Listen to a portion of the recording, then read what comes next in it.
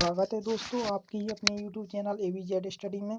आज मैं आपको कक्षा 12 का फिजिक्स का अर्धवार्षिक पेपर के सभी OT यानी कि जैसे हम हिंदी में वस्तुनिष्ठ प्रश्न कहते हैं वो सॉल्व करके बताऊंगा। ठीक है, ये हमारा पहला पार्ट रहेगा और दूसरे पार्ट में मैं आपको सभी क्वेश्चन का फुल सॉल्यूशन PDF के थ्रू भेज दूंगा। ठीक है, तो चलिए दोस्तों आप अपने इस पेपर को सॉल्व करते हैं। तो जैसा कि इसमें दिया है पहला क्वेश्चन, न्यूनतम आवेश होता है, तो इसका ऑप्शन नंबर डी राइट है, इलेक्ट्रॉनिक आवेश। ठीक है, कुछ बच्चे इसमें 1 माइक्रो कूलम कर रहे हैं लेकिन वो गलत है। ठीक है, तो आप ऑप्शन नंबर डी कीजिए, इलेक्ट्रॉनिक आवेश।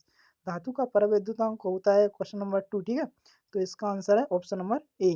ठीक है, अनंत होता है। और कांच का या निर्वात का कांच का शून्य होता है। अब चलते हैं क्वेश्चन नंबर 3 पर। एक गोलीय चालक की धारिता का सूत्र होता है C बराबर 4 पाई एप्सिलॉन 0 R। ठीक है, ऑप्शन नंबर बी इसका राइट होगा। अब चलते हैं क्वेश्चन नंबर 4 पर। विद्युत धारिता का ऐसा ही मात्रक होता है, तो इसका ऑप्शन नंबर बी फैराड होगा। ठीक है, एक ऑप्शन अब चलते हैं क्वेश्चन नंबर 5 पर। एक तार को खींचकर उसकी लंबाई दोगुनी करने पर उसका प्रतिरोध हो जाएगा, तो इसका ऑप्शन नंबर डी राइट है, 4 गुना। ठीक है, अब बात करते हैं क्वेश्चन नंबर 2 की। तो क्वेश्चन नंबर 2 में दिया गया है कि मीटर सेतु के सिद्धांत पर आधारित है, तो हमें बताना है किस सिद्धांत पर आधारित है। तो ये व्हीटस्टोन के सिद्धांत पर आधारित है। व्हीट ठीक है, व्हीटस्टोन के सिद्धांत पर आधारित है। अब चलते हैं बा पर यानी कि दूसरे पर। तो बी एच तथा आई में संबंध बताना है हमें, तो इसका बी एच आई में संबंध होगा बी बराबर म्यू नोट। ठीक है, कोष्टक के अंदर एच प्लस आई और कोष्टक बंद, तो इसका आंसर जी होगा। ठीक है, अब चलते हैं क्वेश्चन नंबर 3 पर। ध्रुव प्राबल्य का ऐसा ही मात्रक होता है, तो इसका सही सही आंसर है एम्पियर मीटर। ठीक है, मैं लिखकर बता देता हूँ, इसका आंसर है एम्पियर मीटर। ओके, कोष्टक बंद। अब बात करते हैं option number 4। 3 micro coulomb F धारिता के 3 संधारित्र श्रेणी क्रम में जुड़े हैं, तो तुल्य धारिता होगी, तो इसका आंसर है 1 माइक्रो फेराड। 1 micro farad. ठीक है, इसका आंसर है 1 माइक्रो फेराड।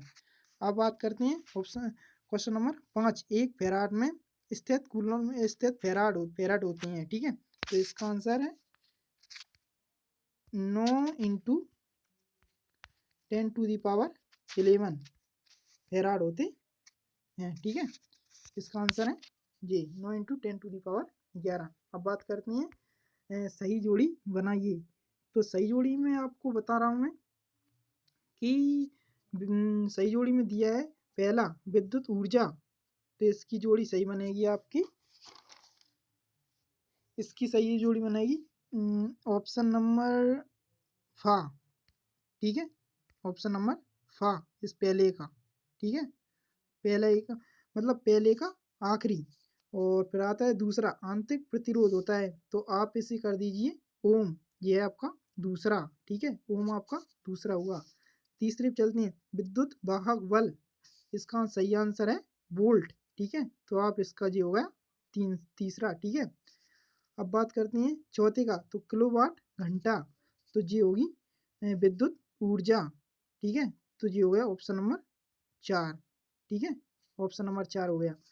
और अब करते हैं बात पांचवे की, तो विद्युत सामर्थ्य होता है, तो इसका सही आंसर है दा, जिसे हम VI कहते हैं, तो ये 5वां हो गया। ठीक है, आशा करता हूँ कि आपको ये समझ में आ जाएगा। अब बात करते हैं हम क्वेश्चन नंबर 4 की। ठीक है, एक वाक्य अथवा एक शब्द में उत्तर दीजिए। तो इसमें पहला है एक आदर्श वोल्ट मीटर का प्रतिरोध होता है, तो आपको बताना है एक शब्द में कितना होता है। तो मैं आपको इसका सही आंसर बताता हूँ, अनंत होता है। ठीक है, अनंत। ठीक है, और इसमें आता है दूसरा, स्वप्रेरितत्व का मात्रक क्या होता है? तो इसका सही आंसर है आपका,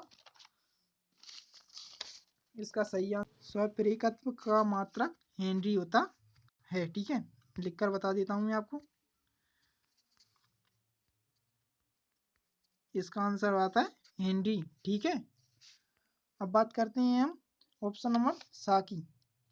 तो इसमें पूछा गया है आवेश के क्वांटीकरण से क्या तात्पर्य है? तो मूल आवेश का पूर्ण गुणज होना। ठीक है, इसमें लिखना है आपको मूल आवेश का पूर्ण गुणज होना। ठीक है, पूर्ण गुणज होना। ठीक है, ये लिख लेना, आप समझ जाओगे आप। तो अब बात करते हैं दा की। तो पृथ्वी का विभव कितना होता है? तो इसका सही आंसर है 0। ठीक है, इसमें आप लिख देना है इसका 0 होता है, पृथ्वी का विभव हमेशा 0 होता है। ठीक है, अब बात कर लेते हैं हम ई की। Option number 5, question number 5 sorry. Kirchhoff का प्रथम नियम किस नियम पर आधारित है? तो इसका सही आंसर है आपका किरचॉफ का प्रथम नियम जो होता है वो आवेश संरक्षण नियम पर आधारित होता है। तो आपको लिखना है आवेश संरक्षण के नियम पर, आवेश संरक्षण के नियम पर आधारित होता है। ठीक है, आशा करता हूँ कि आपको मेरी ये वीडियो अच्छी लगी होगी, और यदि आपको ये वीडियो अच्छी लगी हो तो प्लीज़ इसे लाइक तो ज़रूर कर देना, क्योंकि मैं अगर नेक्स्ट पार्ट में हम देखेंगे कि क्वेश्चन नंबर 5 से लेकर क्वेश्चन नंबर 18 तक के सभी क्वेश्चन जो हैं मैं उनके आंसर आपको PDF के थ्रू प्रोवाइड कर दूंगा। तो आप वहाँ पर से जाके देख लेना। ठीक है, धन्यवाद।